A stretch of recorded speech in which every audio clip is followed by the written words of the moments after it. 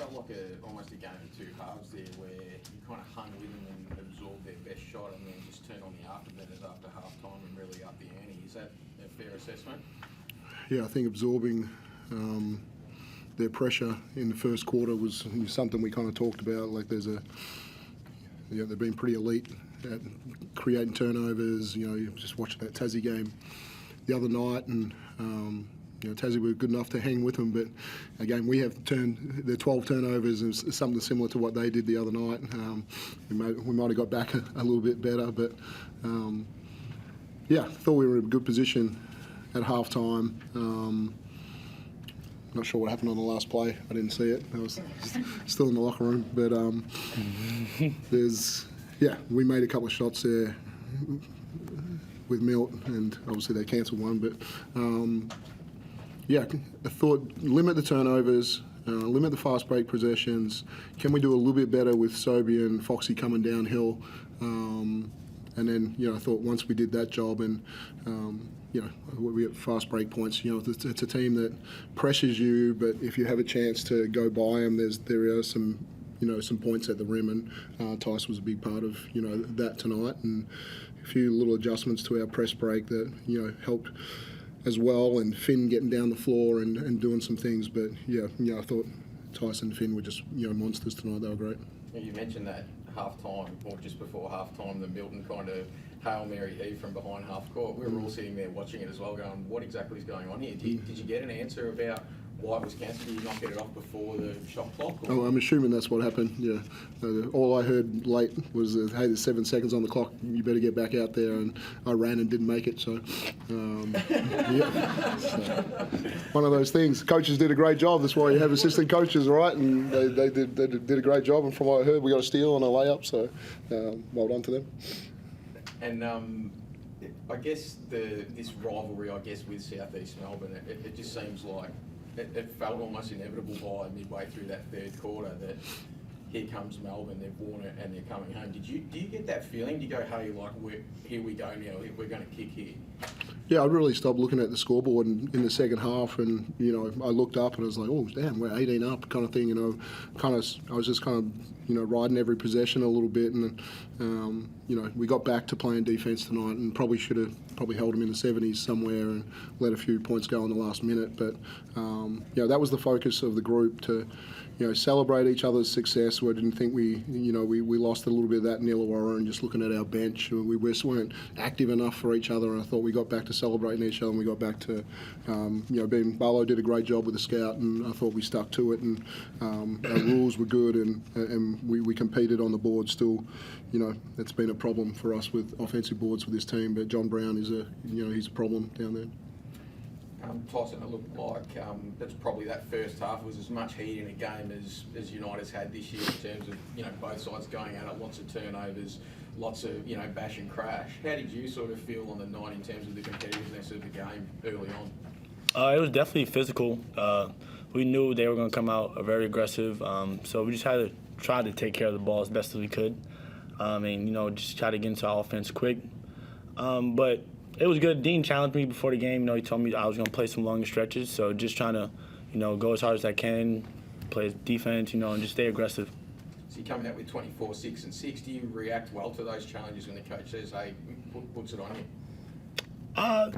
you? Reese kind of told me to keep shooting from the beginning of the game. So just staying aggressive, staying in that mindset, it's good. It's good.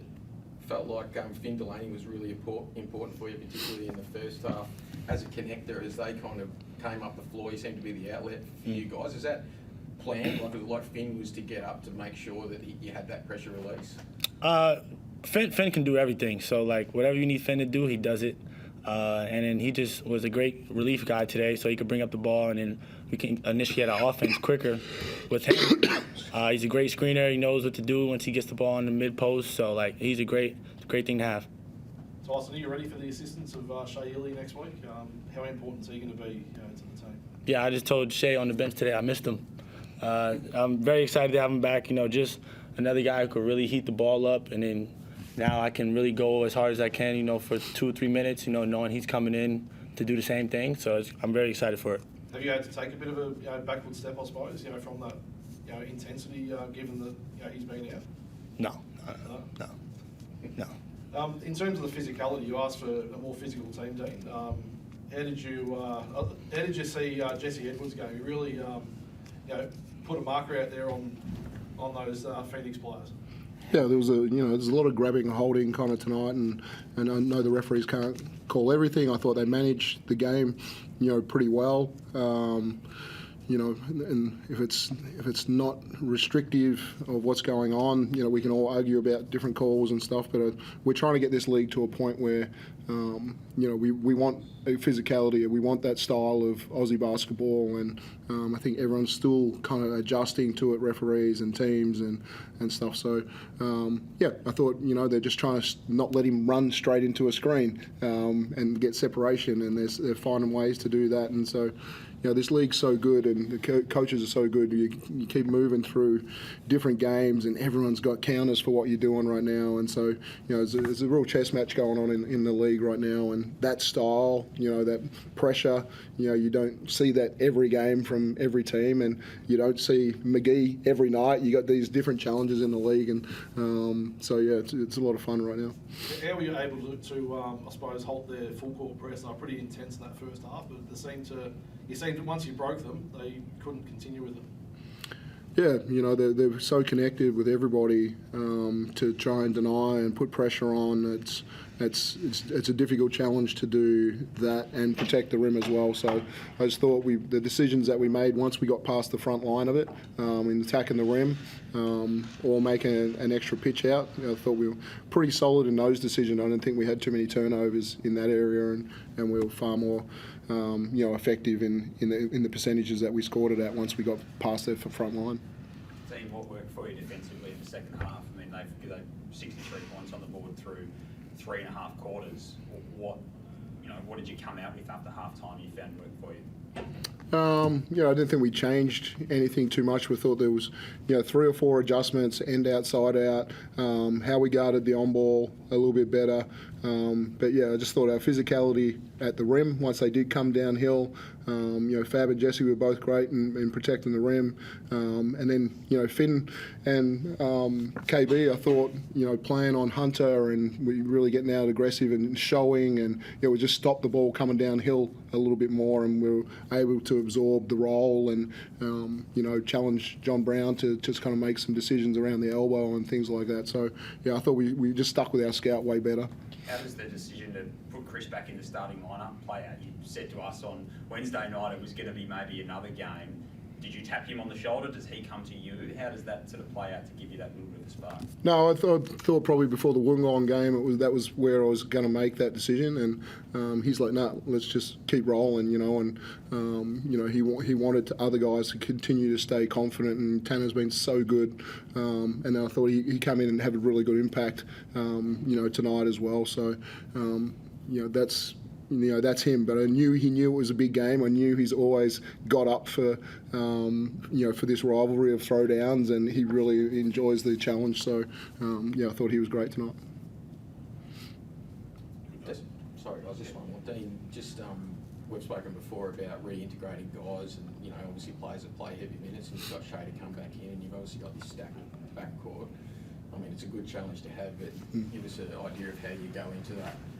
Yeah, he's not guaranteed to play. Like he was pretty close. He needs a really good full week of practice, and so that's what he needs right now. And so the challenge of this week, we got 7 days before we play again, is how many great practices that we can have that are at a level that gets him ready to play. And if he still is not at the end of the week, we'll roll without him. But that's where I'll put it to these guys to say, hey, when it's time to really go in this week, we'll really get up to speed. We've got Brisbane coming in. They've got some bodies back. They're a good basketball team. We want to shout out our fans that turned up tonight, and then to member appreciation next week. And so I'm sure that every one of those fans would love to have Shaylee back to see him play that game. Where you get that in there?